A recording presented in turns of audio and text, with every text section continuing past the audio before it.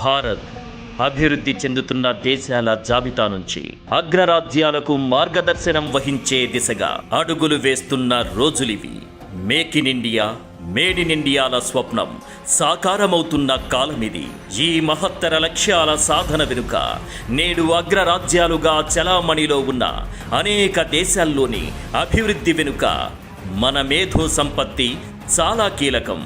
Microsoft, Google వంటి అనేక దిగ్గజ కంపెనీలకు సారథ్యం వహిస్తున్నది మనవాళ్లే.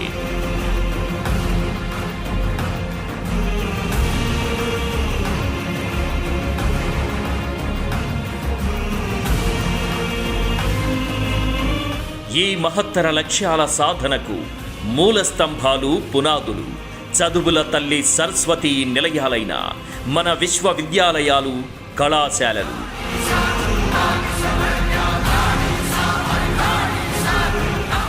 ఇదంతా అందమైన, అద్భుతమైన వర్తమానం. మరి గతం ఊహించలేనంత భయంకరం.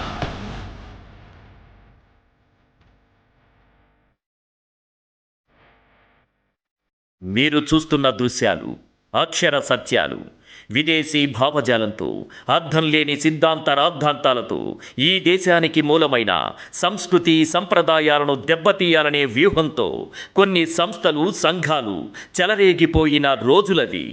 ఎలాగైతే ఆనాటి విదేశీ దురాక్రమణదారులు నలంద, తక్షశిల లాంటి విశ్వవిద్యాలయాలను ధ్వంసం చేసి ఈ దేశపు అస్తిత్వాన్ని ప్రశ్నార్థకం చేయాలనుకున్నారు, అదే పద్ధతిలో అర్థం లేని వాదంతో, ఉన్మాదపూరిత వర్గ పోరాట నినాదాలతో రాడికల్స్ అనబడే ఆర్ఎస్యు, పీడిఎస్యు వంటి సంస్థలు తెలంగాణ కళాశాలల్లో చొరబడి ఒక భయానక వాతావరణం సృష్టిస్తున్న పరిస్థితులు.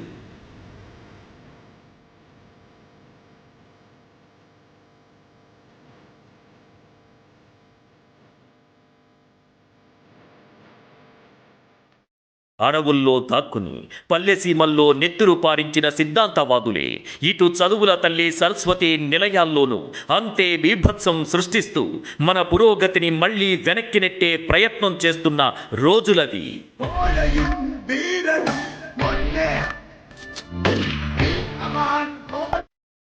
నిజానికి వాళ్ళ కుట్రలు ఫలిస్తే ఈనాడు మనం చూస్తున్న ఈ తెలంగాణ ఎలా ఉండేదో, మన విద్యార్థుల భవిష్యత్తు ఎలా ఉండేదో, కానీ జరిగింది మాత్రం వేరు. అంతటి అల్లకల్లోలంలోనూ విశ్వవిద్యాలయాల్లోనూ తుపాకీ సంస్కృతికి బీజం వేసిన రాడికల్ మూకలకు ఒక్కసారిగా పెను సవాల్ ఎదురైంది. విదేశీ విచ్ఛిన్నకర శక్తులకు ఎదురొడ్డి మేమున్నామంటూ సవాల్ విసిరింది అఖిల భారతీయ విద్యార్థి పరిషత్. తలచినంత ప్రాణార్పణ తెగువ తేల్చు సంఘర్షణ సమరానికి సిద్ధమెప్పుడు వీరుడు.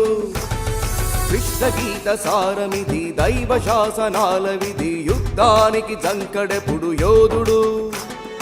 అనునయులే ఎదురించిన, సహచరులే వారించిన, ధర్మానికి భక్తుడెప్పుడు ధీరుడు. అటు చూస్తే మెదడులో బుజు పట్టిన విదేశీ సిద్ధాంతం, చేతుల్లో మారణాయుధాలు. ఇటు చూస్తే మస్తిష్కం నిండా స్వామి వివేకానంద బోధించిన జ్ఞానం, శీలం, ఏకత, దేశ పునర్నిర్మాణమే ధ్యేయంగా విదేశీ భావజాలపు చీకట్లను పారదోలేందుకు ఒక చేతిలో కాగడ, మరో చేతిలో పుస్తకాలు. అంత సులభంగా ఏదీ జరగలేదు. విద్యాలయాల్లో ఏబీవీపీ ఉనికిని, తమ సిద్ధాంతపు పతనాన్ని సహించలేకపోయారు రాడికల్స్, వారికి కొమ్ము కాసే కొందరు దేశద్రోహ రాజకీయ నాయకులు.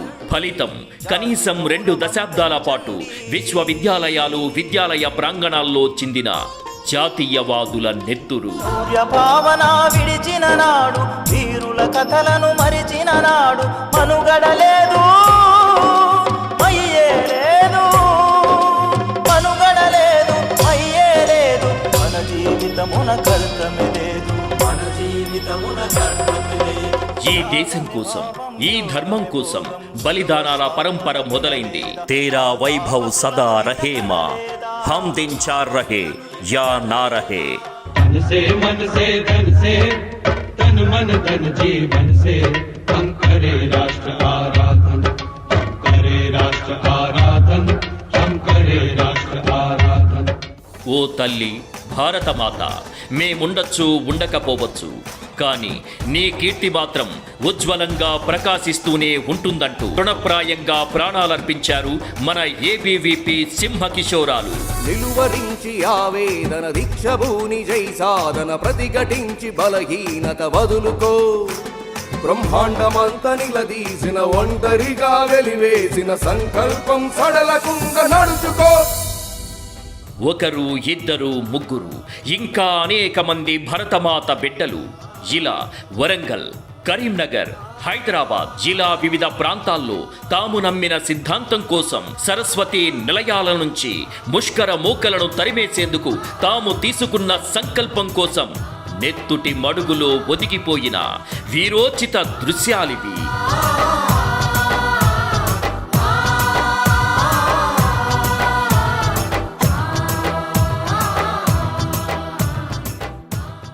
ఫలితం ఇదిగో.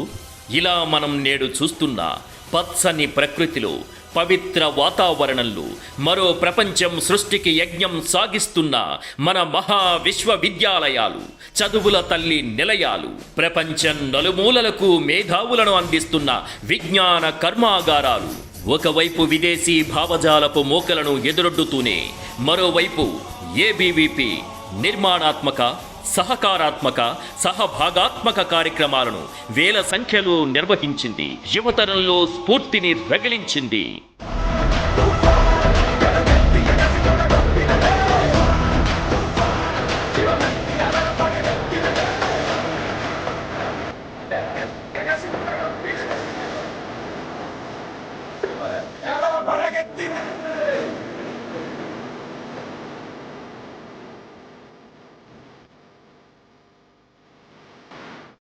దేశ పునర్నిర్మాణం, భారత్ను మరోమారు విశ్వగురువుగా చూడటం, ఇలాంటి లక్ష్యాలు మాట్లాడుకున్నంత సులభం కాదు. సైద్ధాంతిక ఘర్షణ, ఎందరో తల్లుల గర్భశోకం, ఎన్నో కుటుంబాల్లో తీరని విషాదం. అయితేనే ఈ దేశం కోసం, ధర్మం కోసం నేటికి మనలాంటి వేల లక్షల కోట్ల మందిలో స్ఫూర్తిని నింపుతూ వినిపిస్తున్న మన అమరవీరుల స్వరం. వీరులై చేశారు సాహసం, రుధిరమే ఇచ్చావు తర్పణం. तेरा वैभव सदा रहे माँ, हम दिन चार रहे या ना रहे. मन से धन से, तन मन धन जीवन से हम